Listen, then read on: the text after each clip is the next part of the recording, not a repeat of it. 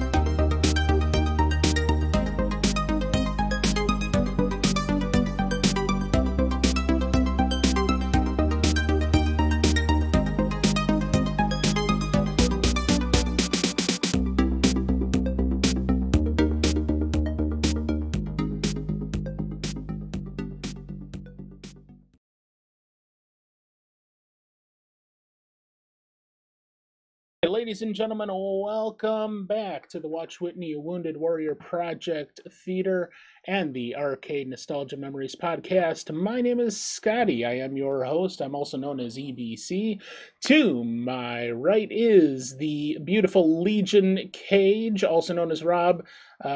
Today he is sporting a black and orange head with a little bit of green. If you don't know what I'm talking about, you definitely need to check out the live broadcast. The hats are absolutely fantastic.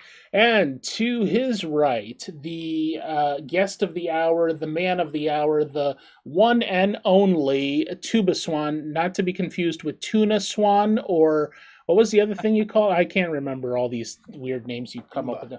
Tumba? Tumba? That sounds like an Arnold Schwarzenegger shtick. Like, yeah, we got a Tumba Swan here. Get to the chopper. Anyway, yeah. So before I go any further, I have to do this because we have sponsors now on the EBC channel. Our first one for January and a little bit before and beyond that is Watch Whitney, and she has sponsored the EBC channel for a month by going to our brand new Patreon and subscribing at the $10 level. Watch Whitney would like to direct your attention to the Wounded Warrior Project. If you are so inclined, please check that out and maybe make a small donation. She would very much appreciate that. If you would like to become a sponsor of the EBC channel here, just head to our website. That's www.ebc.com, 2021.com, and there we go. No, there, I'm dyslexic. There we go. And all the information is right there on our Patreon, how you can support us. And like I said, that's one of the ways you could do that is at the $10 level, you become a sponsor of the channel for at least a month. This is actually the last time, at least on the Arcade podcast, that I will be introducing her as our sponsor for this month, because we will be having a new one starting next month. And unfortunately, this is the only episode of Arcade that will have Watch Whitney as a sponsor because of the long break that we took over Christmas and into New Year's. And then people in our studio had COVID, as I described in our little special there 2 weeks ago. And, we were taking safety precautions and all that. So it is good to be back with our next episode, episode 6, featuring TubaSwan, and he will be presenting Banjo-Kazooie. So let's head on right over to that. And Banjo-Kazooie N64. Glad you could join us for this, Tuba. I really appreciate you.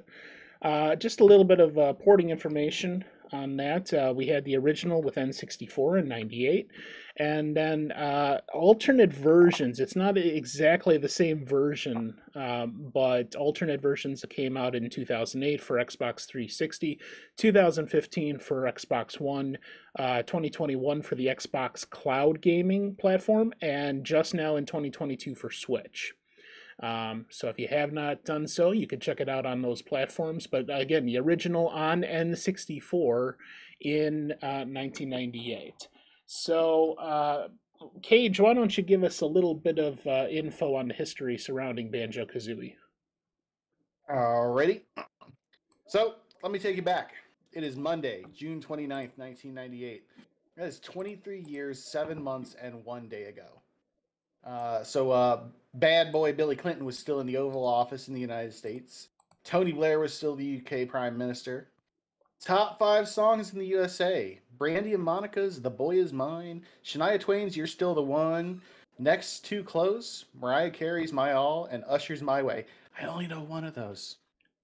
I was really alive during that time. Some famous birthdays that were happening that day. Comedian and writer Colin Jost from Saturday Night Live fame turned 16. Singer Nicole Scherzinger, I think I pronounced that right, Scherzinger. Nobody knows how to pronounce her name properly, so don't feel bad.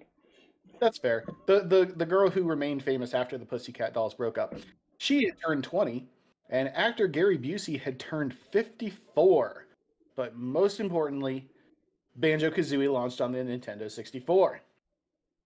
Banjo was critically acclaimed with many ratings, getting a 9.5 from GameSpot, 9.6 from IGN, 9.2 from Nintendo Power, 5 stars from GamePro, and various other ratings, earning it a 92 out of 100 on Metacritic.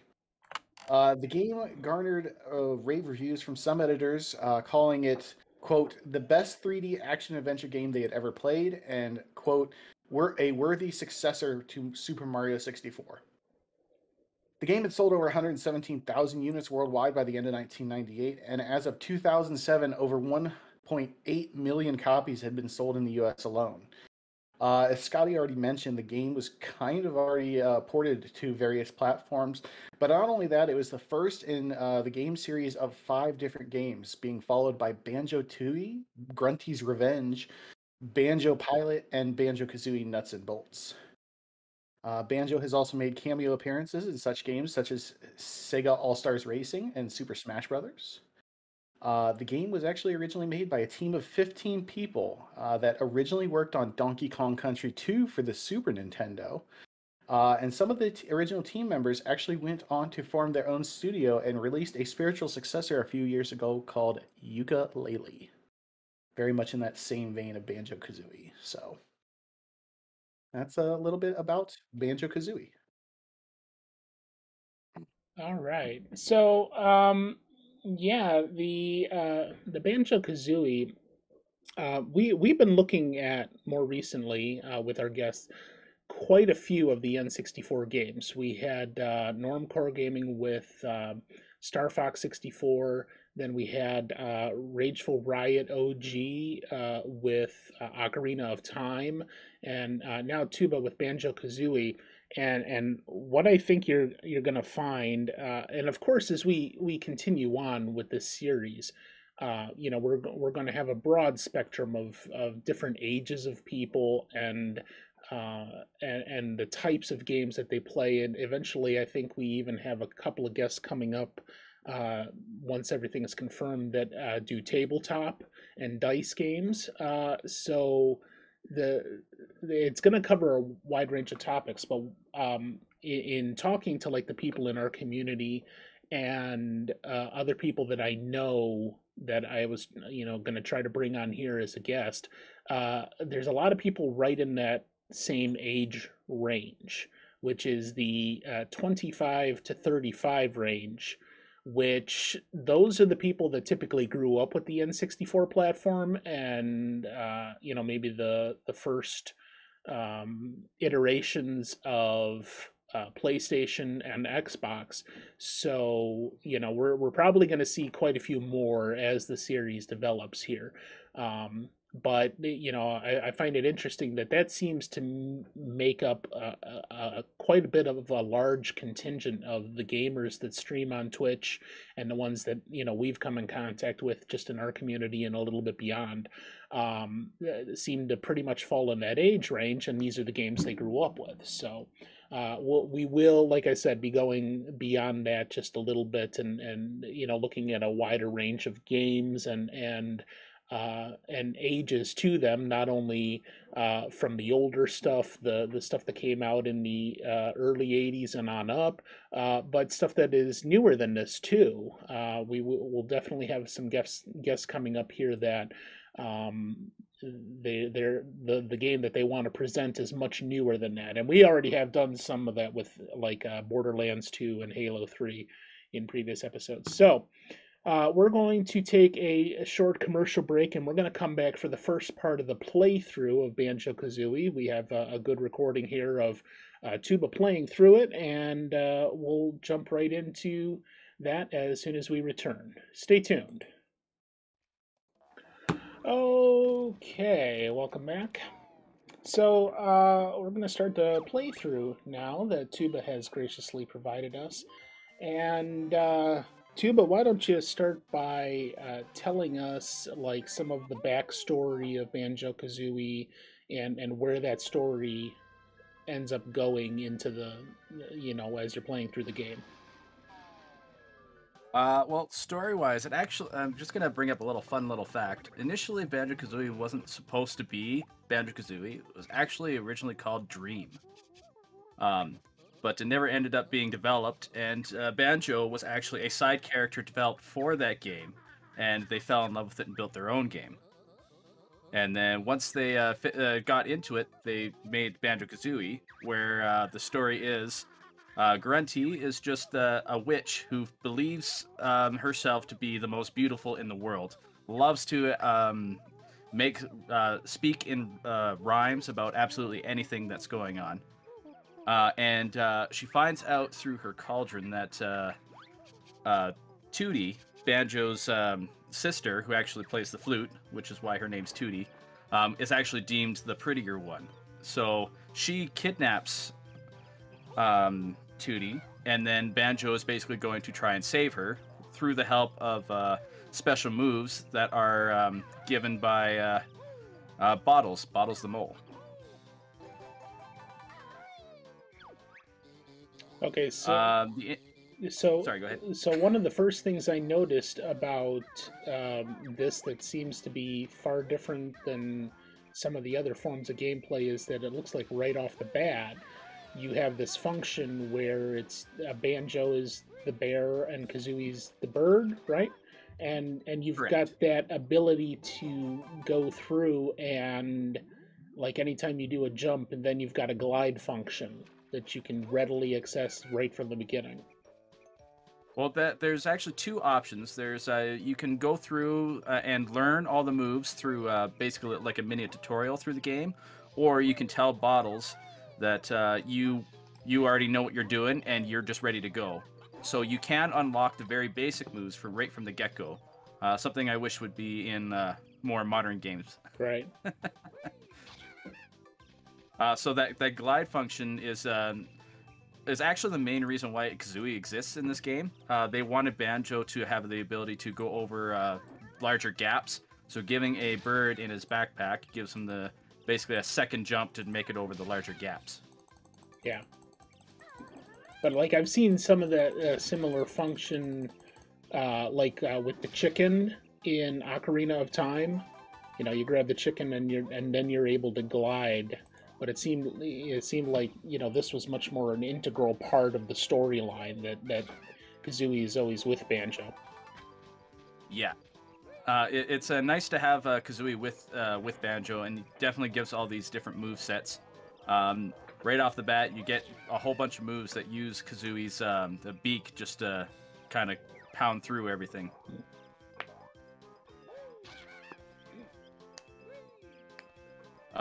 Yeah, this beginning portion takes a little bit of time, but getting you go around right off the bat to gain your first set of extra health with all the honeycombs. Gotcha. I love all the different types of collectibles in this game and how they all have different functions. Can you go through some of those? So the basic ones in the game, you have your health honeycombs, which you get from defeating any enemies. The empty honeycombs. By collecting 6 of them, you create another honeycomb placement for your health. Okay. The other ones that you can find later on, you can find trophies that look like Banjo, which are your free lives. And then you also have other ones that would be you find more inside. Like the Jinjos they're kind of a collectible, but each area has their own set of Jinjos. Okay. And then you have your music notes. Okay. Now the music notes, I know later in the gameplay we're going to see that it seemed like there was a lot more of those that you were collecting throughout the entire world. And what was each world? Sorry. Well, that's all right. Yeah, as I stated in previous episodes here, we have a little bit of a delay with Discord, so sometimes we talk over each other, but it's that's all right. I'll just take it out of your pay, Tuba. But yeah, what I was going to ask is, so like the music notes, that seems to be like a larger, and the puzzle pieces, that seems to be like a little bit of a larger quest that takes you further out over the game. So yeah, the Jiggies are one of the main things you need to collect. Each Jiggy has its own special power to unlock the worlds. So you have to collect certain amounts, and if you have enough, you can use them in the paintings, kind of like in the video there, where you can open up the worlds. And then music notes basically open up, they're called musical doors. Each world has up to 100. Anytime you enter the world, you can restart all the collection of them. Okay. So that's almost kind of like the 100 stars or 100 coins in Super Mario 64. I would relate it more to the 100 coins, but instead of it giving you a free life, it gives you basically just they call it magical power, but it's basically music power. There's many different ways to kind of look at it, but your total note score from each one, the tally of that is what determines whether you can open up doors or not. Okay, and I also forgot. You can always go back into a world that you've already completed to try to get like more of those, or no. So it's always it just replaces your total note score. Gotcha. So if you hit 50 and then you go through that portal that I entered the world through, 50 is just what that total note score for that world is. The next time you can go in, if you hit 51, it replaces your top note score. Gotcha. Then there's that other collectible that was it came across at the beginning of the world. It's called the Mumbo tokens. Those are used to activate Mumbo Jumbo's powers. He uses them in order to transform Banjo-Kazooie into alternate forms. And what are some of the alternate forms? In this one, you get turned into a termite. And then next few not every world has the transformations, but you can also transform into a pumpkin, a snowball, and a crocodile. Those are the more common ones. And then in the last world, you can turn into a bee. Okay. And then transformations allow you access to alternate sections of that particular world that you're in. Gotcha. And then a lot of the other worlds also have temporary items. Like in this one, you're able to collect an orange to give to the monkey Chimpy. It's the only way to open up this upper area in order to get another one of Bottles' moves. Gotcha. And that seems kind of similar to like some of the side quests and things that you had to do in like Ocarina of Time, or even some of the more modern games where you're like collecting a certain item to go take to a specific person so that you can gain a power, or some other kind of advancement there. It's very similar. The fetch quest in the Zelda games usually goes through a variety of different people, whereas in Banjo-Kazooie, it's usually only one event. It's also very interesting when you're getting into the worlds, the different characters that are created for each one. Some are enemies, obviously, and some aren't. Right.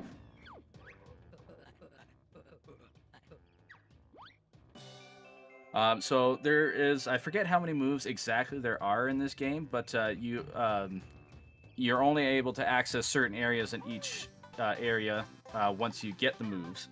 But luckily, if you progress into the proper order, you won't miss any of the moves getting into it. Now, can you talk to us? Now we talked with Rageful Riot last episode about the N64 controller. So first thing, when you started playing this, was it one of the first games or the first game that you played on N64? And like, how did you deal with that controller at the time? When we first got it, I think it was 1999. First game, of course, we played was Super Mario 64. Mm-hmm. Also greatly enjoyed that one. And then this one was one we rented from Blockbuster on a whim. We rented about 5 different games over the course of 2 months just to see which ones we liked. And then this one really spoke to both me, my brother, and my mom. And so we got it, and we started playing with it. The controller for us at the time wasn't too difficult to get used to. I always thought it was weird, though, when I was a kid, because you'd have that whole side of the controller here that was basically useless. Yeah, Cage, do you know of like any specific games or how many games maybe in the N64 catalog actually use the D-pad? I don't know specifically. I do know, so as most people know, I'm a very big wrestling fan. The WCW and WWF games of the time, they did use the D-pad. But honestly, like, trying to look back on it, I don't remember any other games that used the D-pad beyond those. And in that game, like it used the D-pad as opposed to the joystick, or in tandem with it, or what? So the ones I remember playing most were the THQ games. That was WCW World Tour and Revenge, and then WWF WrestleMania 2000 and No Mercy. And you use the D-pad to move your character around. The control stick would taunt, using your character, taunt the other wrestler, or activate your finisher when you had it available to you. Oh, okay. So you did use both, like, really. In tandem, yeah, just not like in an always type of thing. Right. Yeah, as far as I can remember, we never played any games on the N64 that required the D-pad, so it's kind of like, either they didn't really fulfill the potential with it that they wanted to, or they were maybe preparing for things that never came about, or who knows. But I know that Lego racing game also utilized it. The joystick was essentially useless, but you also needed the L button.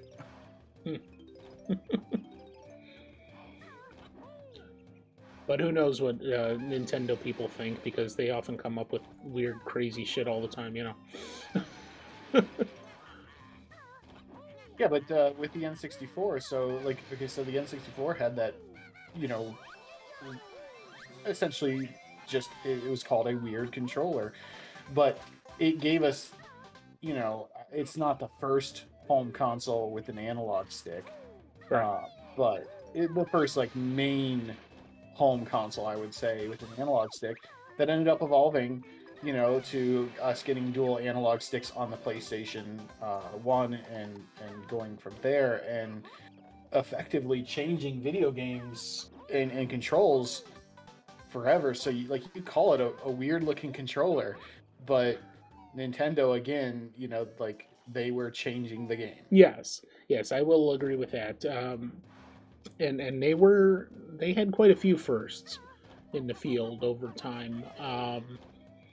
I guess I'm just approaching it from an angle of like, if you're gonna try to do something like what they did, or what they seem to have wanted to do, which was to have that option available for that sort of thing, like, you know, you had different games, the wrestling games and whatever else, and the majority of them in 3D worlds are going to be using the analog stick, but then you've got these things over here that, you know, it makes more sense to have the D-pad.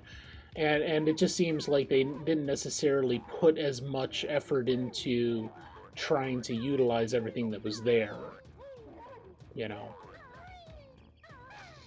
Yeah, that's fair. I'd say that's fair. At least from my limited perspective. They also did kind of really open the door for 3D games too. That wasn't really something that was explored very much when it comes to home consoles. Yeah. Mm-hmm. Well, I know a lot of people had camera control issues, for example, with the Super Mario 64, but it kind of did open up the door for this. In this game here, the camera controls are a lot more refined when you compare it to the Super Mario 64 version. Yeah, it does seem quite a bit easier to navigate with that. Like, it almost always has a good solid view of directly behind you, instead of like in Mario 64 you had to spend, you know, time with those C buttons, to the yellow buttons, to try to get the right angle on a lot of things, just to be able to jump in the proper direction, or you know. Yeah, it's very true. And it was very interesting that the C buttons were used in this one for both the camera and for alternative moves when it comes to controlling Banjo-Kazooie. Okay. As soon as you hold the Z button on the bottom, it changed what the C buttons did on the controller. Gotcha.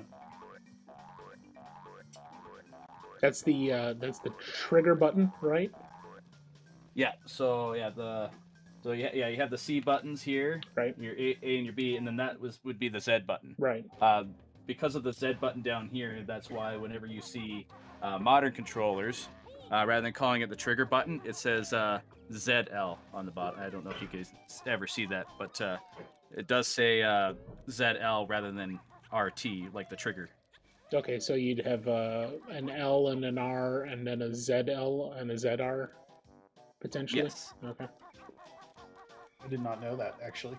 I always kind of wondered why Nintendo didn't, you know, because Nintendo was later to the game when it came to putting those like triggers on their controllers, and everyone else was just calling them right trigger, left trigger, you know, or I guess Sony was technically calling them L2, R2, but what? Yeah. Yeah, and the other reason, there's two reasons they went for the Z. That's because in the SNES controllers, they had the X and the Y, and then because it was on the bottom, that's where it was kind of like the last place you'd find a button. Right. So that's why they went with Z. Right. Or I guess Z for you guys. It's hard to say, like, as an American, I'm a little. a little freaked out, like, as you keep calling him Zed. It's just, it's just kind of weird, you know, not bad, but it's just kind of weird. Yeah, I just call it the trigger button. I didn't know that it like had a proper name or anything like that, you know. But yeah, Tuba joins us from the tropical zone of Canada. Yeah, Canada. which province are you in?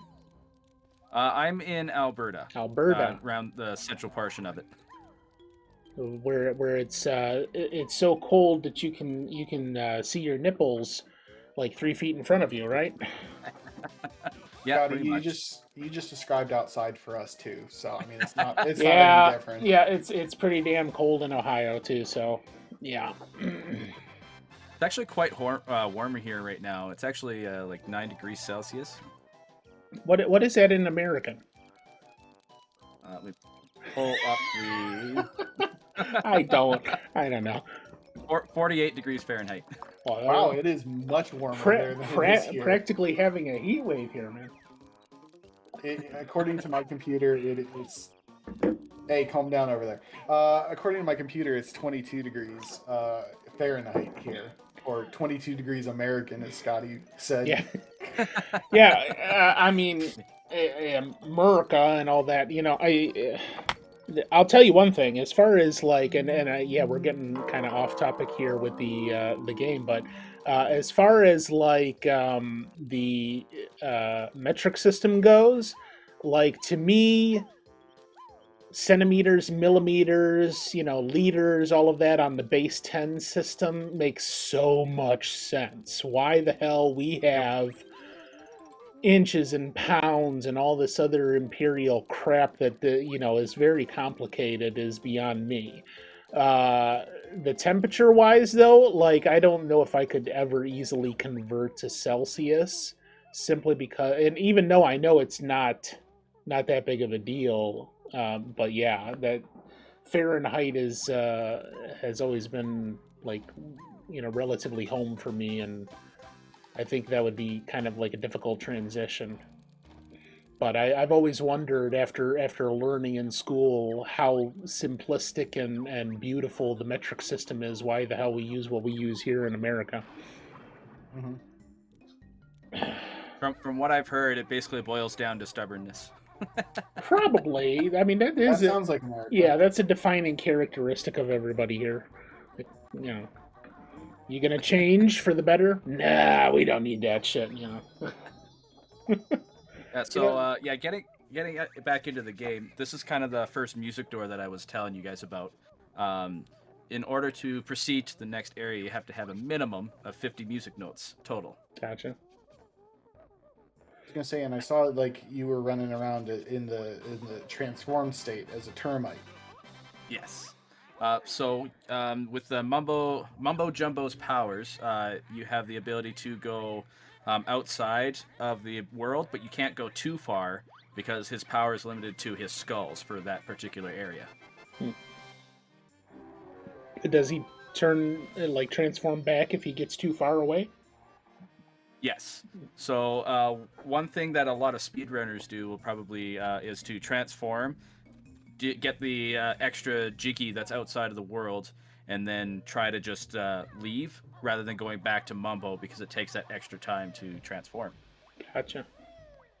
So, okay, so you just mentioned that that's a tactic that speedrunners use, and you yourself did do the same thing. Are you telling us that you're a hidden speedrunner of Banjo-Kazooie? I've thought about it, but it's not something I've ever personally done. I kind of do a lot of the tricks here. Like at the beginning of the Treasure Trove Cove, you'll see how I dive immediately under the water. That is a speed run trick, but I've never actually done a run myself. Okay. 'Cause you've and forgive me, I know that you have done a speed run. It was Mario 64, wasn't it? Yes, that was my first ever attempt at doing any type of speed run. Had a lot of fun doing it, but I definitely need to develop my skills before I actually submit anything. Okay. would you consider, like, so you've done it for Mario 64? Would you consider doing Banjo-Kazooie instead of Mario 64, or like in conjunction with, or? Yeah, I would really enjoy that. I greatly enjoy both of those games. And it has something that it has always interested me. Well, as I've been doing a little bit more in the last month and a half to 2 months with um, speed runs and looking at like stats and things like that, um, it occurred to me that all you really have to do is do what you're supposed to do according to the run and go ahead and post a time, because that's a starting point. Like we've had another member of our community who went ahead and did a speed run, and he ended up in last place on the leaderboard that they have on speedrun.com. And that's all well and good, but that's just a starting point. That's then where you go then to try to do a personal best after that, once you've gone ahead and gotten that posted and accepted, and it's on the board, and you say, okay, now we're going to try to improve that. And like, for instance, me with I never even touched until maybe a month and a half or 2 months ago, Castlevania 2. Now I'm getting prepared to do my first time trial with that. Have a timer on the screen and say, okay, how fast can I do this, and potentially just if it's in the realm of doing what I'm supposed to be doing, going ahead and getting that posted. I'm probably going to be in last place, and I think the longest time that they have right now on Castlevania 2 is an hour 20.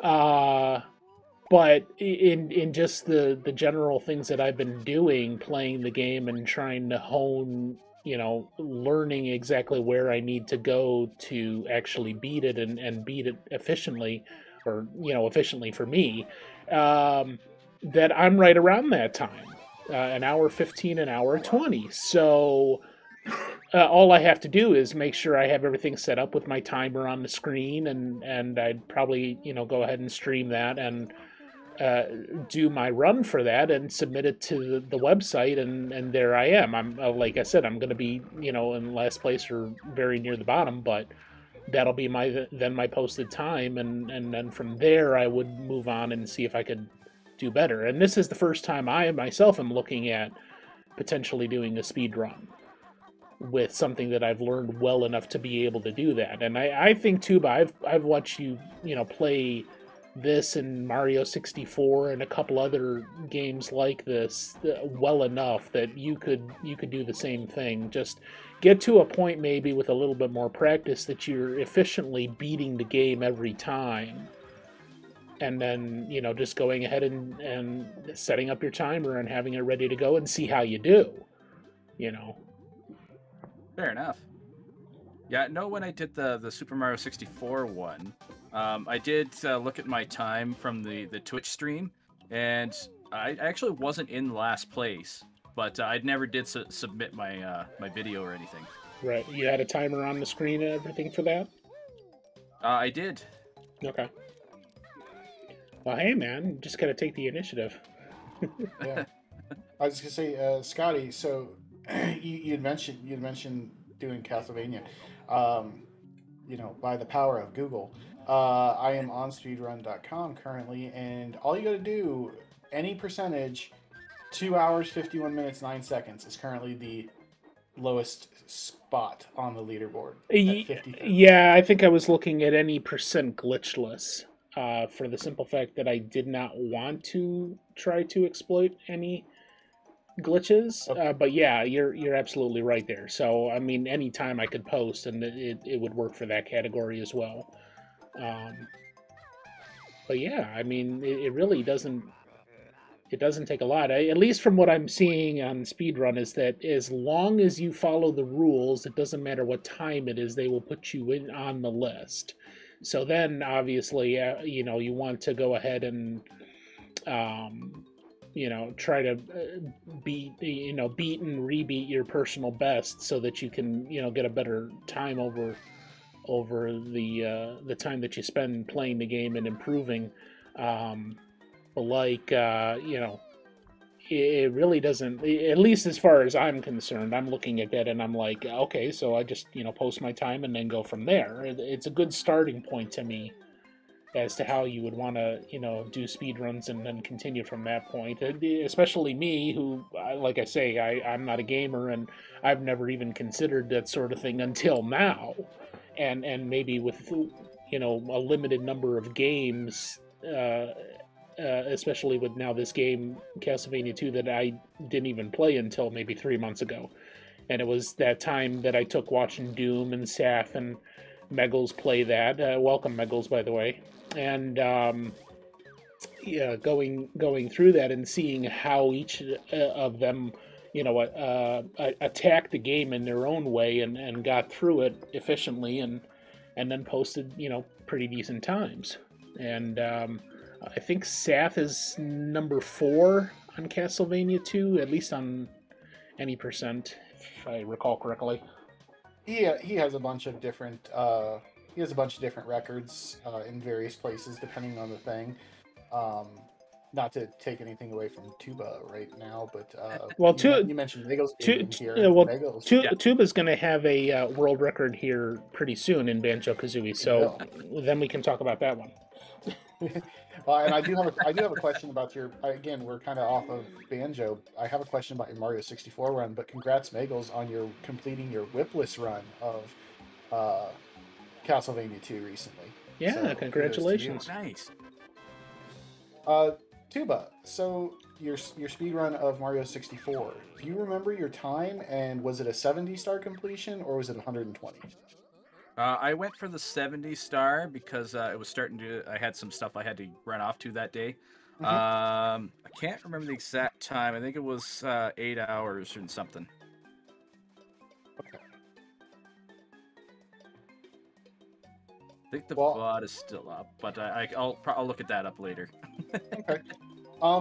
Based on what I see on speedrun.com, they probably would have accepted your time anyways. You would have been at 898th. But like Scotty said, it is a starting point if that were so to interest you. Yeah, I mean that to me also doesn't really matter. Like I had mentioned before, Angledoom, he has the number 3 spot in Friday the 13th for NES out of 3. But hey. He's going to be taking that number 2 spot pretty damn soon here, and I think even with those games where they have a huge long list of people that have posted times, and they were corroborated and then put in the list, it's only a matter of time before you post one that's maybe at the bottom of the list, and then your next one is going to be further up. That's fair enough. Now, I feel like on our first episode, we were able to bully our guest, the wonderful Ingledoom, into doing a speed run almost immediately after we finished this podcast. Can we do that to you too? And not only that, Ingledoom, I think, was talking about at the time the first Deathless run on that game, and that he was aiming for that. That was the next goal he had in mind, was a deathless 1-credit run on Black Tiger, and sure enough, that night he hit it, and we discussed that. But yeah, that so Tuba, all the pressure is on you now to go do a speed run of Banjo-Kazooie, and you better get it done pronto. Yep. Noted. So we are kind of a little bit away from Banjo-Kazooie. There was a question in the audience a little while ago, I think, that might help draw us a little bit back to Banjo-Kazooie. So Short and Sweet asks, what's your first memory of playing this game, and do you remember your overall initial impressions? First memory of this game. I think it would probably be kind of getting through Click Clock Woods for the very first time.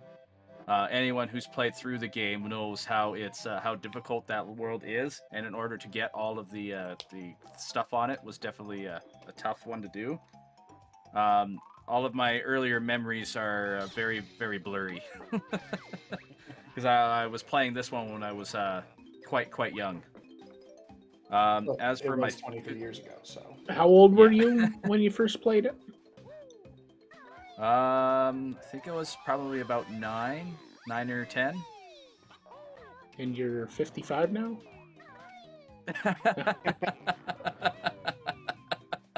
yeah, youngin. And then for my favorite, I think it would be the very first time I beat Grunty. The final battle is definitely a challenging one for someone who's doesn't have a lot of gaming experience before this. We rented the NES and stuff, but it really doesn't prepare you for the 3D type of battles.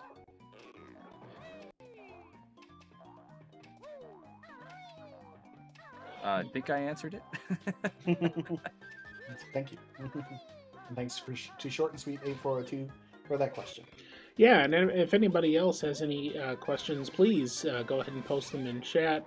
I don't think that Tuba is going to be able to, like, reveal his credit card numbers or his address or anything like that. But any question that's kind of semi-related to the game, that's legitimate, and we'll ask it and hopefully get a good answer for you. But yeah, if you're just listening to this on the audio version of the podcast, we always like to encourage you to stop by the Twitch channel, which is twitch.tv/EBC2021.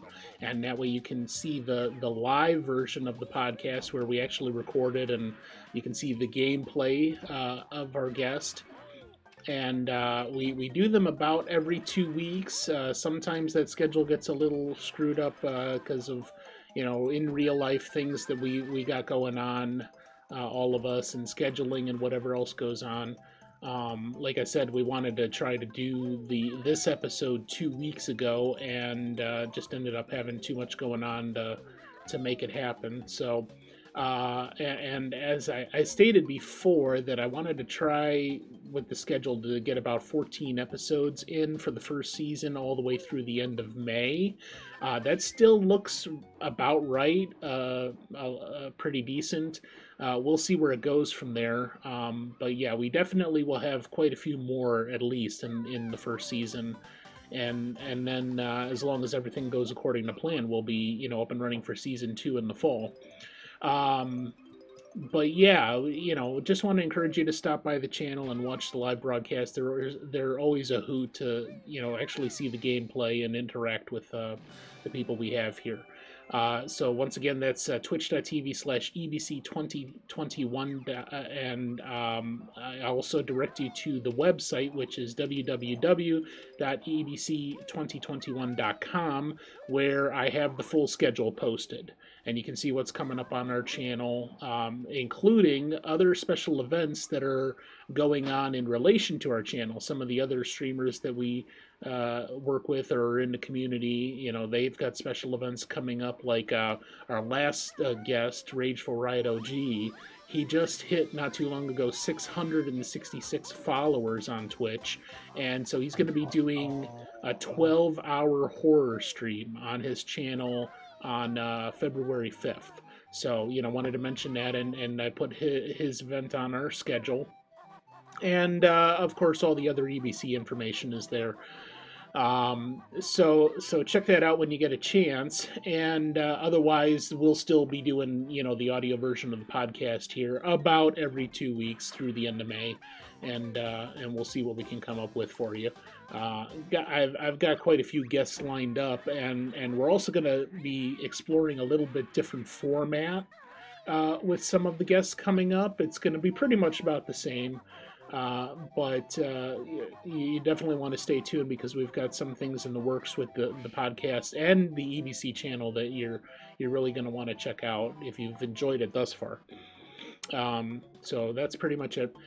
We've got we're coming up here to the end of the first part of the playthrough. So what I'd like to do now is we're going to take a short commercial break, and we'll come back for the second part of the playthrough, and then we'll be discussing a little bit more of like the memories surrounding the game that Tuba has, and like some of the things he said he was 9 about when it came out and he was playing it for the first time. So we will definitely be exploring a little bit more of like how the game had an impact on him during his childhood and on into adulthood. So stay tuned. We'll be back in just a short little bit. All right. Oops, hold on. I gotta fix that. That's better. There we go. Okay, so welcome back to the second part of the playthrough. TubaSwan presenting Banjo-Kazooie on the N64. And, yeah, I mean, I'm seeing a lot of similarities in like, the world setup with some of the other N64 games, the Mario 64 and the Legend of Zelda Ocarina of Time. And then obviously other things that are very, very different. One thing that I had forgot to ask you about in the first part is it seemed like, and correct me if I'm wrong, but you being a very musical person yourself, you know, you play the tuba, you play a couple other different instruments, and you've had a robust musical background in your childhood. Did those elements of this, the music parts of the game, appeal to you in any specific way? So, interestingly enough, my family actually, before me and my brother, there was no interest in music whatsoever. So, when I started playing this as a kid, I thought the musical elements were kind of fun. But this was before I was even considering being a tuba player. I didn't start playing tuba until like 4 or 5 years later. And I only started playing tuba on a whim because I joined the class because, hey, why not? And well, and then you turned out to be pretty damn good at it. You know, Yeah, it stuck definitely with you. enjoy. Yeah, definitely really enjoyed playing the instruments. Obviously, have to be if you're playing it for 15 plus years. But whenever I replay this game, I definitely appreciate all the extra musical elements into it. Like if you listen to any of the music when you're during this Grunty's lair, it's actually a modified rendition of the Teddy Bear Picnic, but with different instruments and different kind of moods Mhm. into it whenever you're wandering around the lair. Hmm. Well, and I've seen that too in quite a few of the Nintendo games, especially the where they would take a common theme and change it up and you know put a different spin on it to be able to create a different atmosphere, a different mood. Um, and even looking back, I think at some of like the music for like Castlevania 2 or you know some of the other older NES and SNES games that there was quite a bit of thought put into that, I think, and it impacted quite a few people as far as like you know the music was a big part of their childhood, so they constantly go back to it or find different ways. I was absolutely thoroughly impressed with like we were watching some of the Castlevania 2 speed runs for a randomizer tournament, and the channel that was hosting that was playing in the background some like orchestral and rock remixes of the music, and it was just absolutely fantastic to hear those themes like that in a more modern setting outside of like 16-bit music. Yeah, it's definitely very interesting to have. Um, uh, yeah, I always love listening to the music in this game. Always flashes back a whole bunch of memories every time I do it. And on that same note, like our next guest on Arcade is going to be my brother, Star Road Game Cafe, and he's going to be presenting Final Fantasy VII. But like one of his favorite games as a kid, and he played quite a bit, was Ocarina of Time. And I know for a certainty, and I'm sure we'll get into this next episode.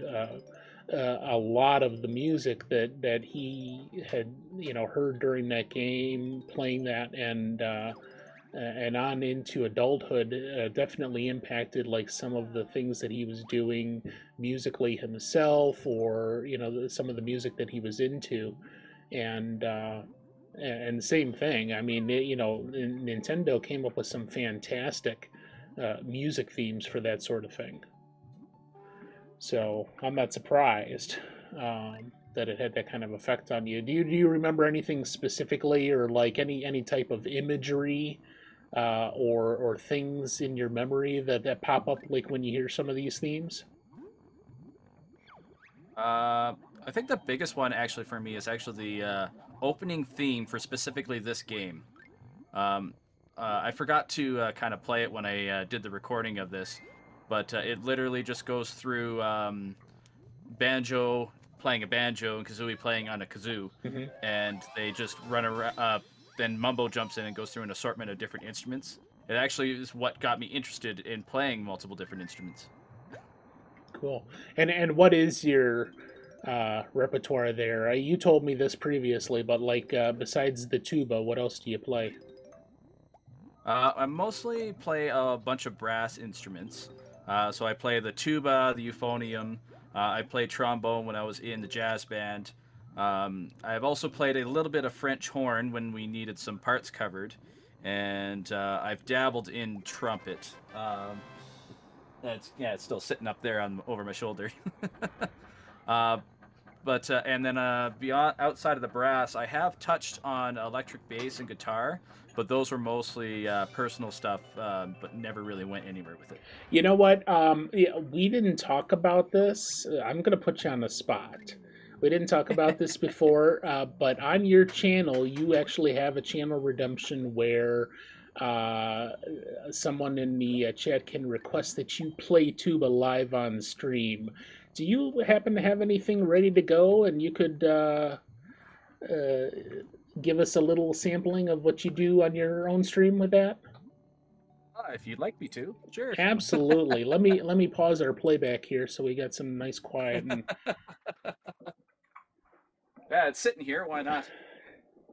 Is there something? Do you guys want to hear something quick or short piece or a longer piece? whatever you want to do. In fact, I'm gonna let's do this here. Let's hold on, let me move him up in that. And we're gonna let's give him some I good know full screen here. I have a couple things open on my tablet here. I have Crab Rave or the Pokemon theme. Whatever you like, man. Whatever fits your fancy. It's your stream, man.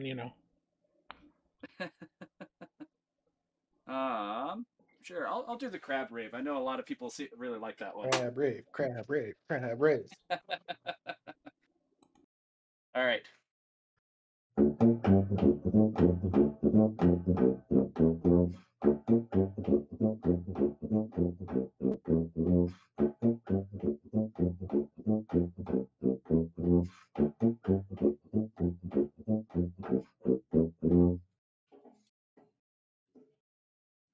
There we go. Hell yeah. That one came through. Yeah, perfect. Thank you so Perfect. much. I appreciate you. I didn't mean to put you on the spot like that, but yeah, He that totally did. that is He told me beforehand he was going to do it. Perfect. that is a regular occurrence on the Tuba live stream. So you definitely want to check out our guest because he does that, and you can even maybe make some requests and whatever else with that. But yeah, he regularly wows his audience with his tuba playing, and you can of course check him out at twitch.tv/TubaSwan, exactly like it sounds. Mostly because that is his real name, TubaSwan. It shows up on his birth certificate as such, and so he just created a channel surrounding that. Mr. Swan, thank you so much for sharing your tuba with us. I really appreciate that. It's always a pleasure to play songs on it. But yeah, the the musical elements of these games, I think, really have impacted a lot of different people. I mean, I even like watching some other streams where people are playing these games and talking about the musical impact it had on them. It's such a huge part of people's childhood. Um, we have a request in our live chat. Somebody would like Tuba to play Freebird, and I don't think we have 47 minutes for that whole thing. But yeah. Love it. You need to buy Tuba at least a couple of alcoholic beverages before we get to that point, I think. Anyway, yeah, we like to have fun here. But Excellent. yeah, if anybody else has any questions, please go ahead and put them in our live chat. We will definitely ask our guest about that. We kind of touched on it a little bit before, but one of the questions that I have come to love asking our guests is, are there any other elements besides like you talked about the main theme song, the opening screen to the game? Are there any other elements that you come across it in the game, and it instantly triggers a memory for you? And it always does, like maybe the same memory or something very similar. Do you have anything like that? Any elements of the game and a memory where that triggers? I guess it would have to be all of Grunty's rhymes. As you're traversing through the world and stuff, you'll randomly have her pop up and start saying some rhymes to you. Me and my brother used to actively seek out all of the different types of rhymes that we could find, Mm-hmm. and we would just have a hoot. Honestly, I think this game kind of developed where my humor is today.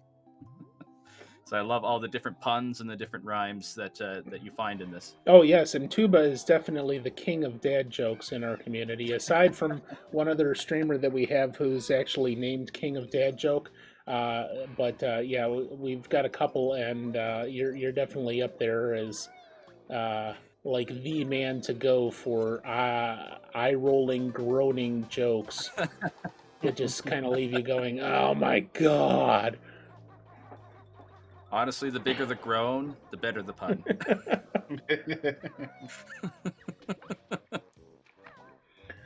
So yeah, I mean, really, you definitely want to check out Tuba's streams. He does regularly games like this, Banjo-Kazooie, Mario 64.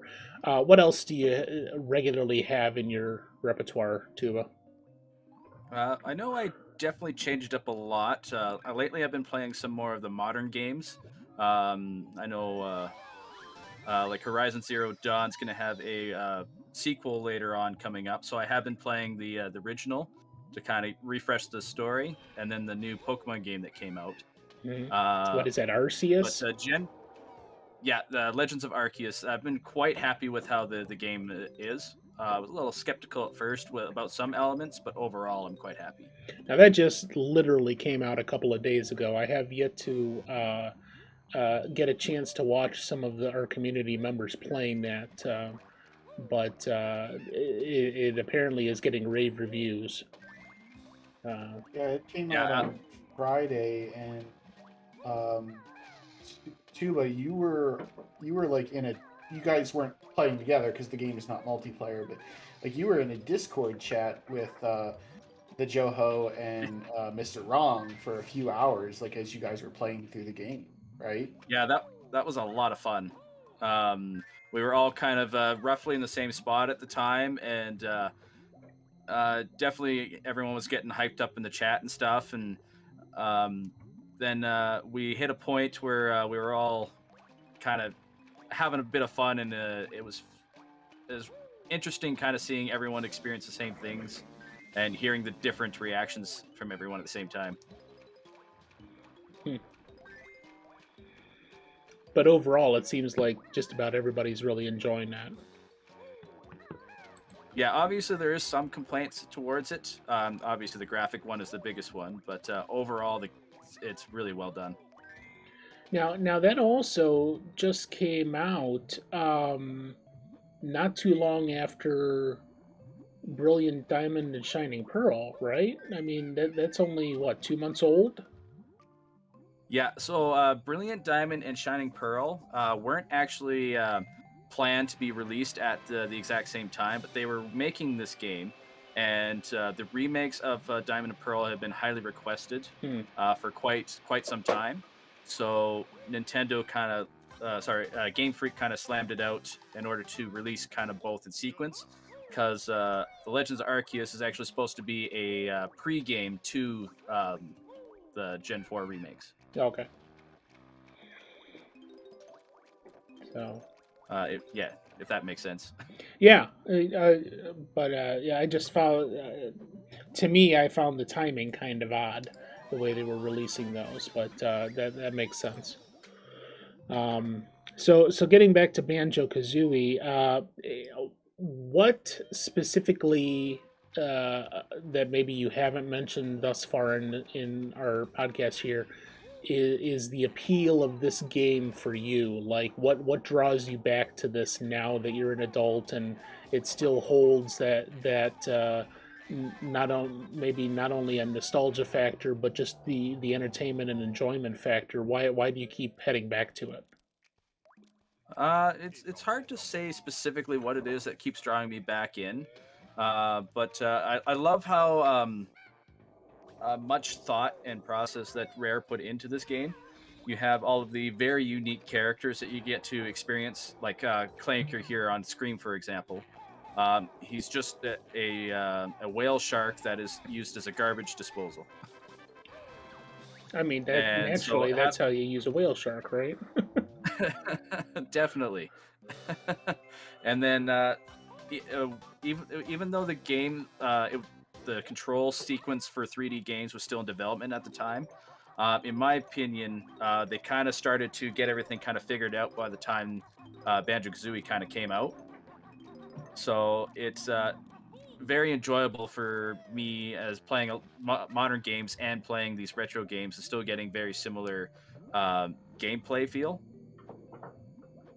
And the story, I just love re-experiencing each time as well, and seeing the different ways to kind of get through the game. I guess that kind of more leads back into the speedrun aspect again. Well, and you have completed this, yes? Yes, I have done quite a few full completions of this game. Okay. And not just an any percent, a 100%er. Have you had a chance to do that where you literally do everything? Yes. Actually, just last year, I did 100% runs of both Banjo-Kazooie and its sequel, Banjo-Tooie. Okay.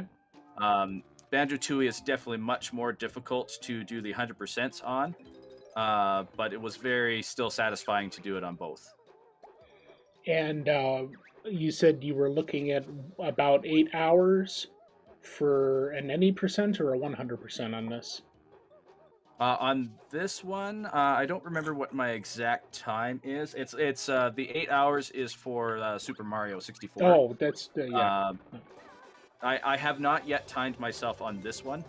I would be interested in maybe doing it in the near future to kind of see where I'm sitting.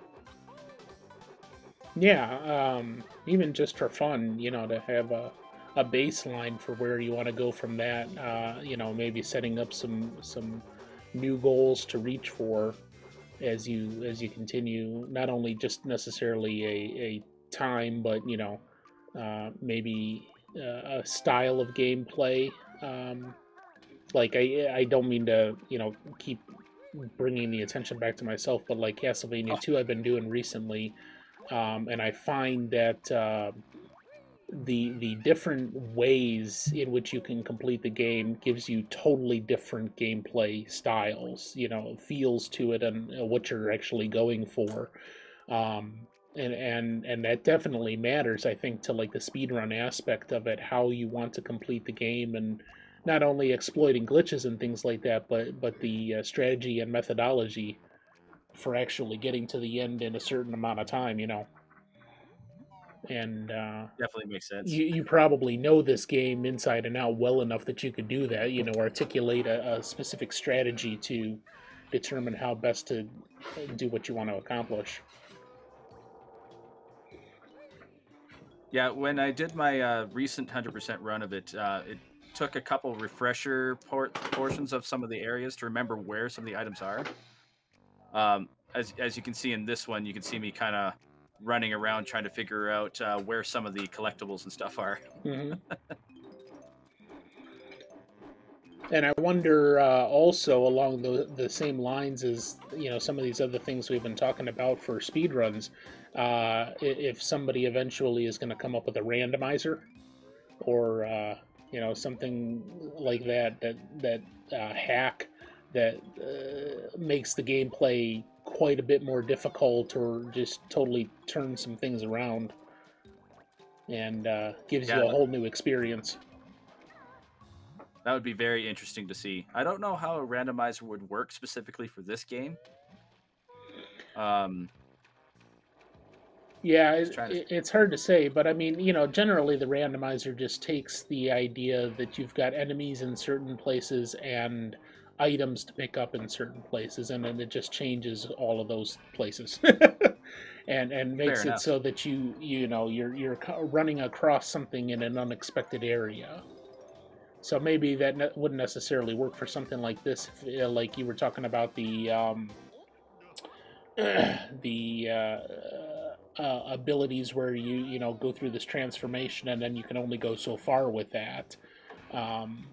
But maybe some of the other aspects, like the items you have to collect, being in just totally different places from where they're going to be in the game. Yeah.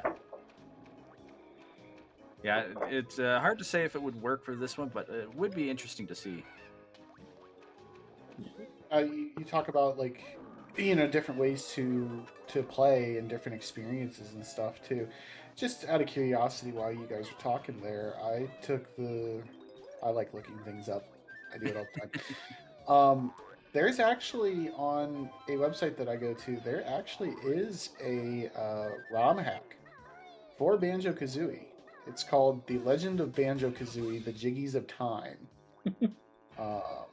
Cross it with Zelda? Kinda. Yeah, literally took basically put Banjo-Kazooie in the world of Hyrule from Ocarina of Time. And it uses looks like it uses the Banjo-Kazooie game as the base still, but just changes the world around to be more akin to Hyrule. Oh, okay. I would be interested in maybe checking that out at some point. Well, there you go. Send him the link, and that's what he's going to do on his next stream. I know you don't use a whole lot of emulators, as we discussed before you started. You use a lot of original hardware. You even have the Banjo-Kazooie cartridge sitting behind you there. Yeah. And you did capture your game on the N64 through OBS. Yes. But it'd be interesting to see you do that. Mm-hmm. I wonder if there's a way to incorporate the original, maybe controllers onto the computer. That way you can use the hardware. There are adapters, I think, to change them to USBs. Yeah, I don't know. I wouldn't know about a specific adapter for that, but my brother had gotten a USB N64 controller, and it just plugs in. Okay.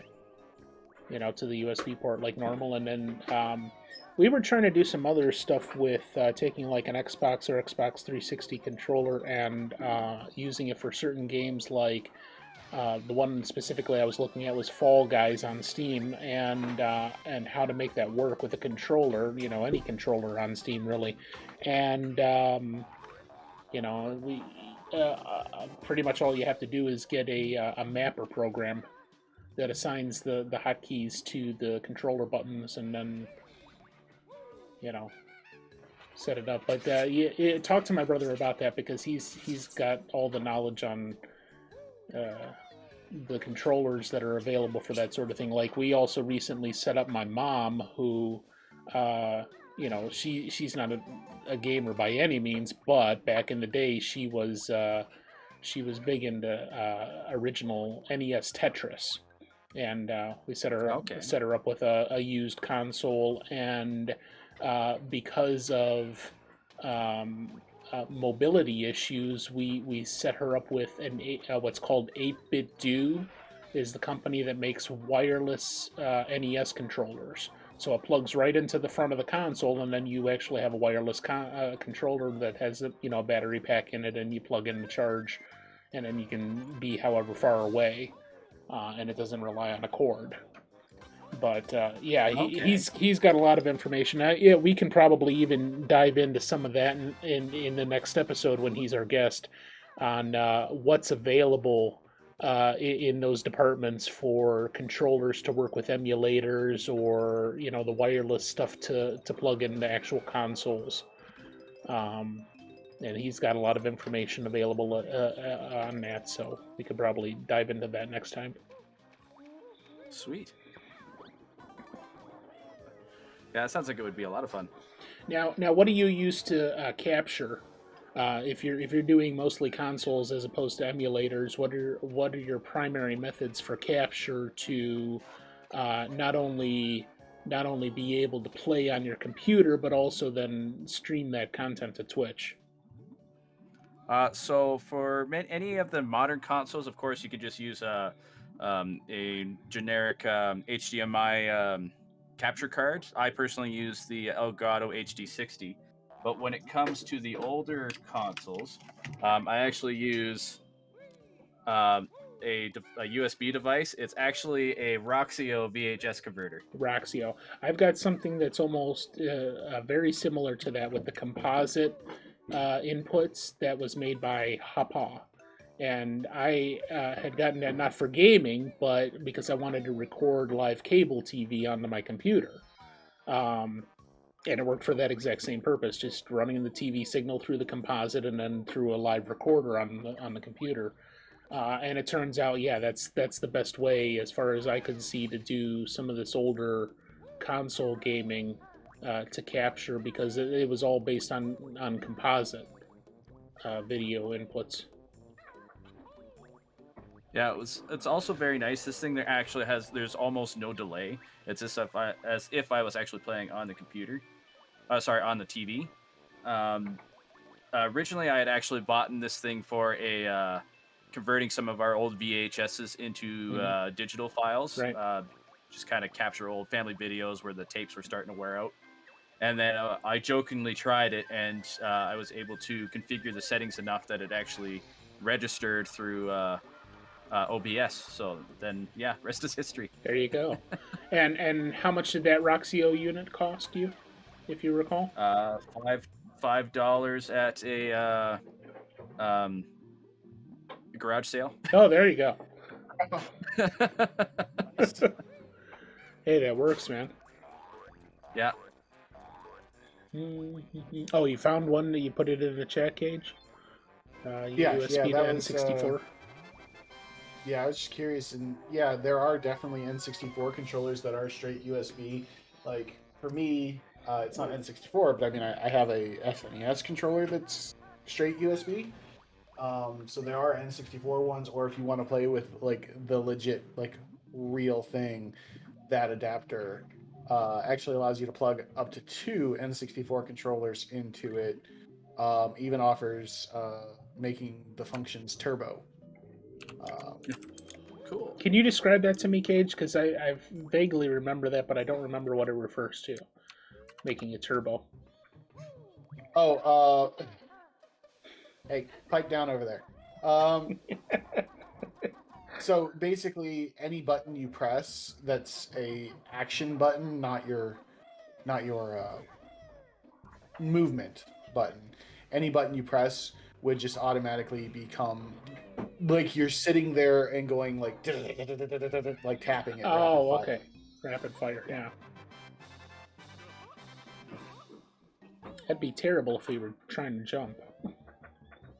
Yeah, it's not. That's the thing with see, and I probably wouldn't use that function on that particular adapter because the way it looks, it's not. And you might be able to program it differently, but the way it looks, it's just you press the button and it turns turbo on and it automatically goes. Like, typically speaking, for most turbo controllers that have ever been a thing, they had individual button controls for turbo. And most people, when they're using them, would turn it on like the B button, because the B button is going to be your primary attacking or action button in that respect. That's what you would want to use it for, not the A button, which would be like your jumping button, and your guy sitting there going boing boing boing boing boing boing boing over all over the map and Yeah. not really doing anything for you. Correct. And that actually takes me back now to something that is maybe semi-related, and that is the Game Genie. Um, like that was coup de grace right there, to be able to rent a Game Genie from the video store just to play like Super Mario Brothers with those added cheats. That that was like the time of my life whenever we could do that. Game Genie, Game Genie and Game Genie lasted, let's see, right around, so the NES, Super NES, like Sega Genesis, N64, they all had Game Genie. But Game Genie never came out with anything, to my knowledge, for like the PlayStation. Once things became disc based, Yeah. they never released anything for disc based. I think at the time, because Game Genie was done by Galoob, the same people who do or did the Micro Machines, I think they had gone under. So Interact, I think, they came out with something called the game Shark. And that was available for the PlayStation N64, PlayStation 2, Dreamcast. And like with the Game Genie, you could enter in like 2 to 5 codes, and some of the cheats required multiple codes. Mm-hmm. So you were kind of limited on what you could do as far as the cheat device with the Game Genie. But when they changed to the game Shark, you could have 100 codes all active at the same time. Like, and that's actually the same system that most emulators use. Whether they're using a Game Genie or Game Shark code is inconsequential, but you can have a ton of them active at the same time. Yeah, that's definitely what I'm going to have to look into now, or at least at some point in the near future, is running these emulators with some of those Game Genie codes, just to Just for giggles. yeah, just for shits and giggles to relive some of that. We're not even going to attempt to try to beat this game in the normal manner and actually have any skill at it. We're just going to cheat our way through and have shit ton of fun with doing it. Yes, me and Scotty have no skill in games, unlike people like Tuba, who's sitting here whooping on some Banjo-Kazooie. Yeah. That run that we just witnessed there is actually something that kills a lot of speed runs. Because it is very easy to fall off in the last 2 sections of it. It looked like it, yeah. Especially when you have to keep having the camera go, and in order to make the time, you need to be using Kazooie, so you lose access to the camera, so you have to let go of it while at the same time trying to angle it.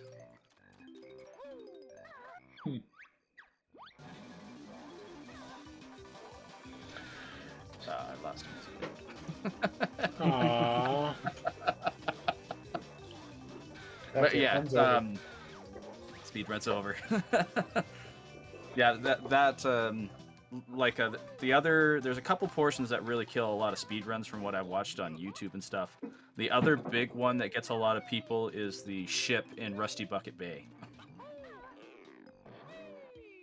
You can definitely tell that the team who took part in making Donkey Kong Country worked on this. Just like the naming, the naming is there. Yeah, it's very true. Especially with all of the different mob names and stuff, it's always usually very rhyming based. Like Grunty's full name is Gruntilda, and she has a sister called Brentilda. That was She that. shortened her name to Brenty. You probably could, but I don't think many people go that route. Okay, fair enough. I can't remember a lot of the enemy names off the top of my head, but most of them follow the traditional rare system.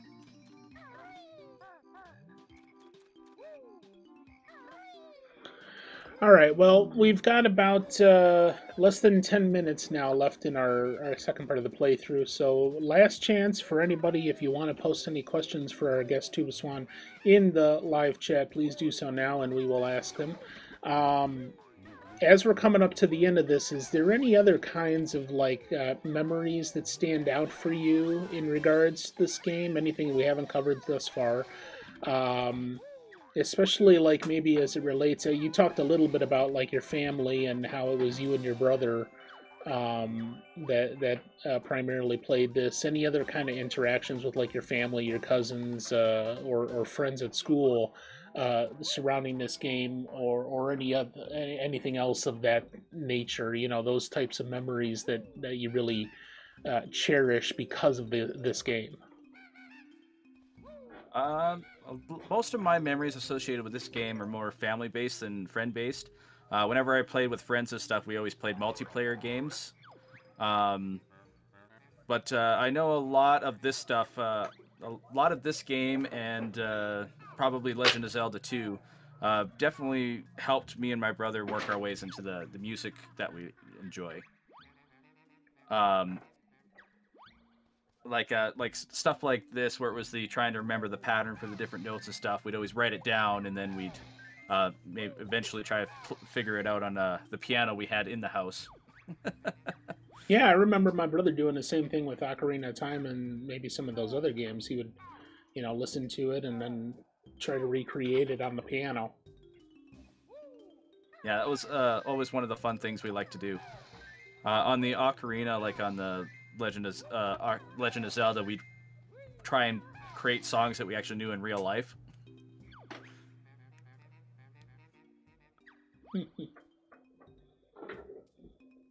Those are mostly the big memories that are kind of related to this one.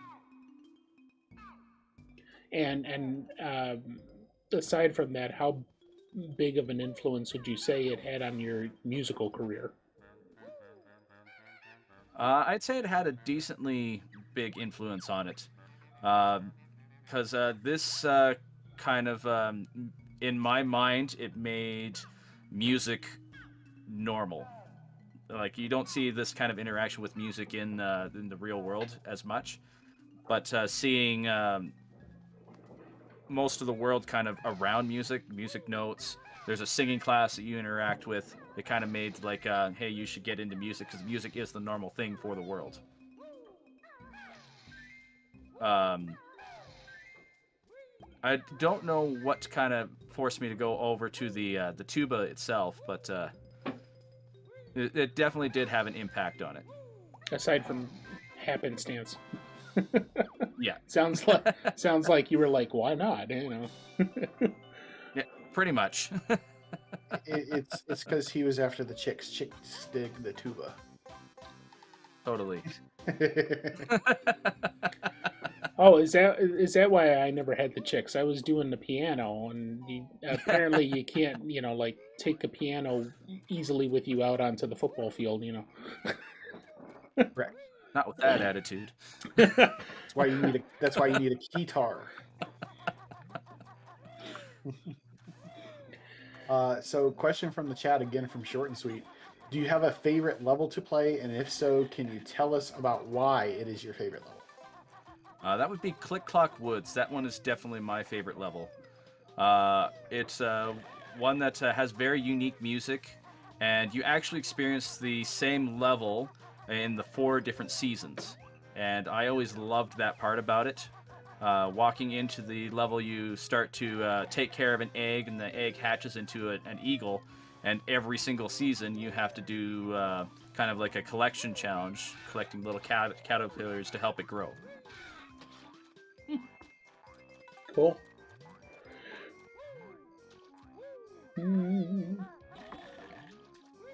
Yeah, so I've really enjoyed seeing a lot of the elements here. Not only the similarities, but the differences with some of the other N64 games we've looked at previously, and I'm sure we'll look at more eventually here too. Um, but yeah, the Nintendo again showing off the graphics in the 3D world technology that was brand new at the time in the late 90s, and whole new generations of people that were really having fun with learning this new gameplay experience. So, all right. Well, I think that just about does it for us. So, once again, this is the Arcade Nostalgia Memories podcast, and I am your host, EBC Scotty. My co host is Legion Cage, Rob, and we want to thank you for joining us here, even if it's just on the audio version of the podcast, which, of course, is available wherever podcasts are found. If you have, been following us, downloading the episodes on whatever program you're getting your podcast from, we do want to encourage you to stop by the Twitch channel and not only check out the live recordings of the podcast that happen about once every 2 weeks, but some of the other content that we do here. I'll just direct you again to the website, which is www.ebc2021.com, where we have the full schedule listed and any other way that you would interact with us there on the website. And of course, we do have our new Patreon that is up and running. And if you wanted to become a supporter of the EBC channel, you can do so through that. We have our bottom tier level is $2 a month, and that gives you complete access to our entire video on demand archive. And then it goes up from there, including the $10 level where you can become a sponsor for a month.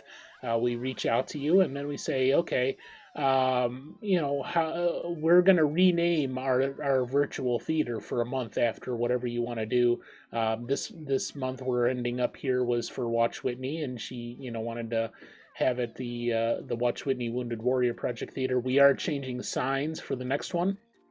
And actually, before then, we're going to be drawing attention to our next sponsor for a program that's coming up, and I want to mention here that is our next audio drama from Enigma Blockbuster Cinema Productions, and that is called The Threat of They.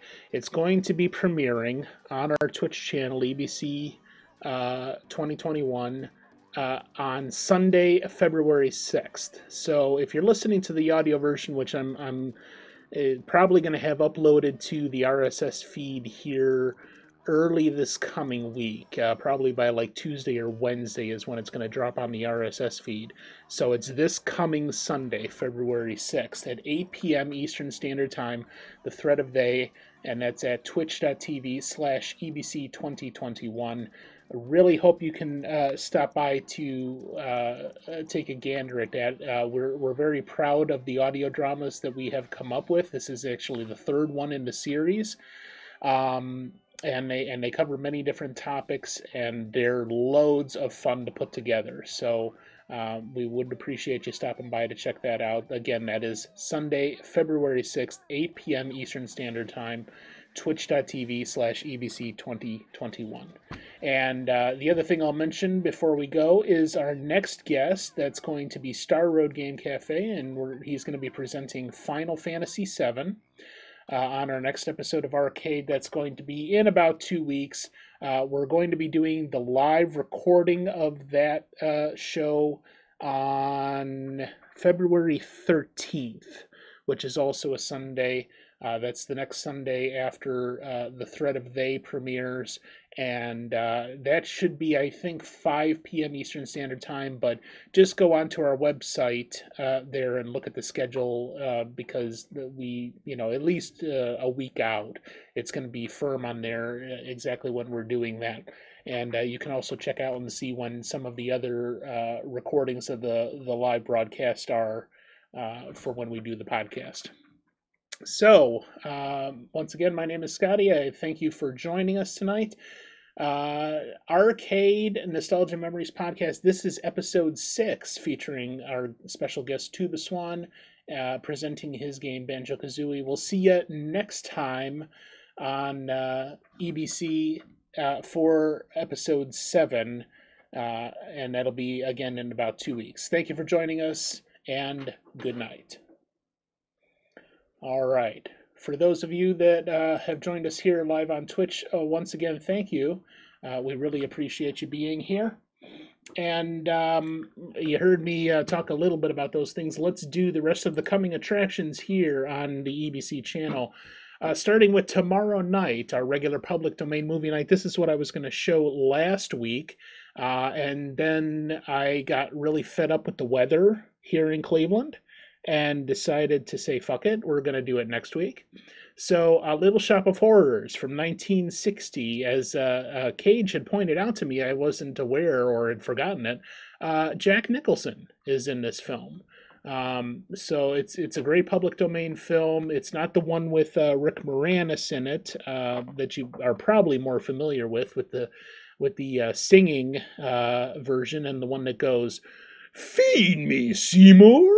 But it is still a fun time, and that'll be 7 p.m. Eastern Standard Time tomorrow night here on ABC. Then, the big news, our Discord is finally opening. The Conflux is going to be opening to the general public this coming Tuesday. And on my website, that's probably going to be, at least if you're an EBC follower, that's probably going to be the easiest way for you to get to the Conflux, our new Discord server, is I'm going to post the invitation link right on the website there on the main page. You can get to it easily and become a member of our brand new comprehensive Discord server where we cover a lot of different topics. And there's 14 founding members, including myself, Legion Cage, TubaSwan, Isnib, Steph Babies, several other people, all coming together to create this very comprehensive server that covers so many different topics, not only gaming, but a lot of different things are covered there, and it will be open to everyone starting on Tuesday. Then I would like to draw attention, as I did previously, to Rageful Riot OG's 12-hour horror stream that will be happening on Saturday, February 5th, starting at 11 a.m. So he'll be doing 11 a.m. to 11 p.m. Eastern Standard, covering many different horror games. I just saw Summer of '58 not too long ago. Somebody was playing that, and that looked really good. But yeah, if you're a big horror fan, that's what you want to check out. Otherwise, I will say that happening at the same time, we will be having a raid train for the Conflux. So basically like our opening weekend. And all of us council members are going to be doing a raid train over the entire weekend, 2 days. So this is day one. Isnib will kick it off starting at noon Eastern Standard, then going into Steph Babies, then Slight, then Mr. Wrong, then Millegio, and ending with Coptimus Crime at the end of the night. And then day two will be Isnib's kicking it off again at noon, the Gaming Avengers, Star Road Game Cafe, our very own TubaSwan, then myself at 8 p.m. and Slate of Game, that I misspelled his name there when I was updating. It's now Slay of Game, rounding out the night. And just one more note again about my performance there that night. It will be 8 p.m. Eastern Standard Time, February 6th, The Threat of They. You don't want to miss it. It's going to be great fun. It's a shorter one, and I've also had a shorter amount of turnaround time to put this one together. But it stars the Mad Tinkerer and Angle Doom and myself. I will actually be taking part in this one with a bigger role. And yeah, it's great fun. You're not going to want to miss it. That again is Sunday, February 6th, 8 p.m. on the EBC channel. So, any last words, gents, before we close out here? Thank you, TubaSwan, especially for joining us tonight. I really appreciate you. A lot of fun. And my co-host, my cohort in crime, my partner in absolutely nothing whatsoever. We just loosely, randomly know each other. I found his phone number in the phone book and called him one day and said, "Hey, you want to go do a podcast?" And he's like, "Sure, why not?" Cage, what do you got coming up on your channel, Cage? I know you're going on vacation here in a little bit, but what else you got?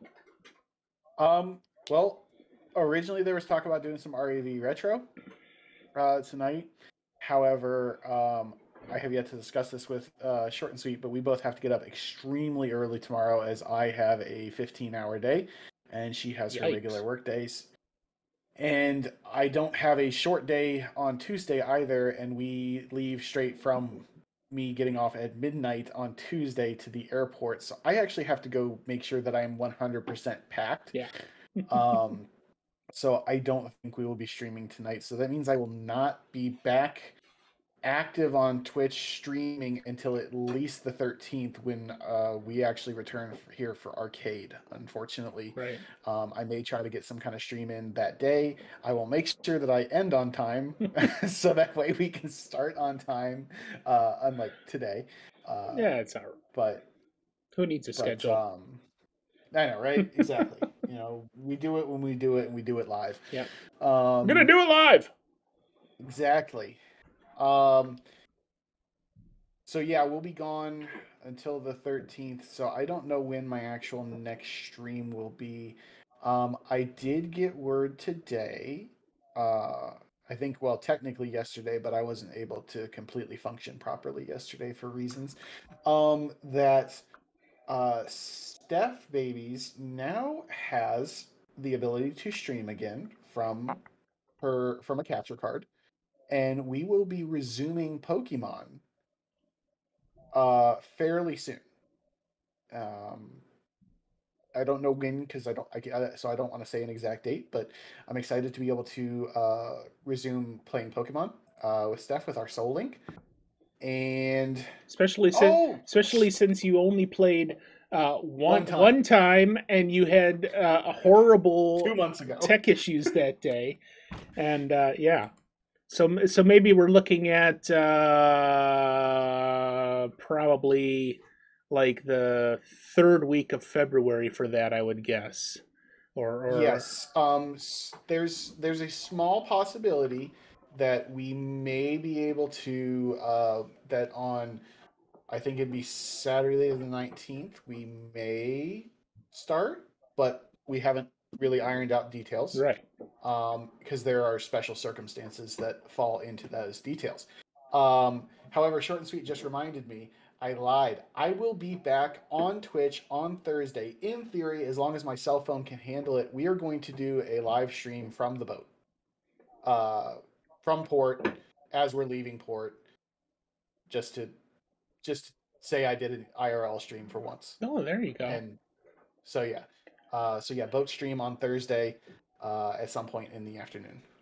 So be on the lookout for that. Boat stream on Thursday, sometime in the afternoon, and probably we can all show up just to say bon voyage, and hope you don't die at sea. And it would be nice if you came back and brought us like a sea lion or at least a dolphin or something like that, because otherwise, what use is this trip? You heard it here first, folks. He said he hopes I come back. You hear that, Short and Sweet? Means throwing me off the boat. Well, let's not be hasty here. Anyway, Tuba, what do you have coming up on your channel? I honestly don't know when I'll be able to stream next. Work's supposed to be picking up pretty hard for me this week, so as per usual, my streams are very energy level and time availability based. Yeah. Yeah, and you got a physical job too that probably wears you out pretty fast if you got the right conditions. Yeah, unfortunately. Your work seems to like kick your ass a lot. It really does. I'm not gonna lie. Well, we'll see you when you see you. Yes. All right. Well, that just about does it for us. So, does anybody have any suggestions for a raid at this point? You can use your channel points redemption for that, or you cannot. I don't really care at this point. If anybody uses that redemption. Let's see who we got here. G-Ray is still Trousers doing on, Halo, Aztec.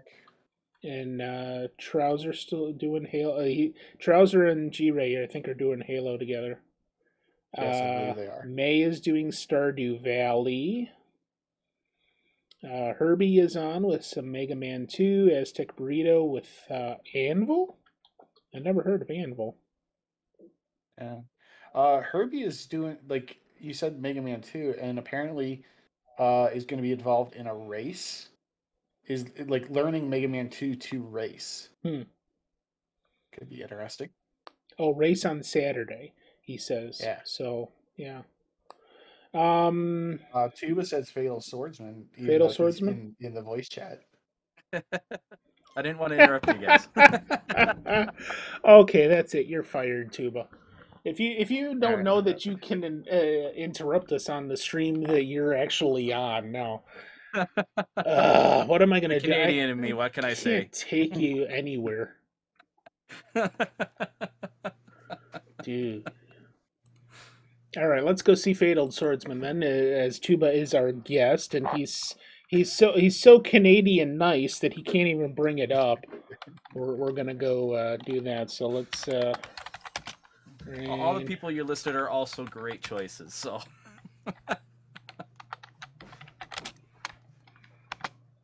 There we go.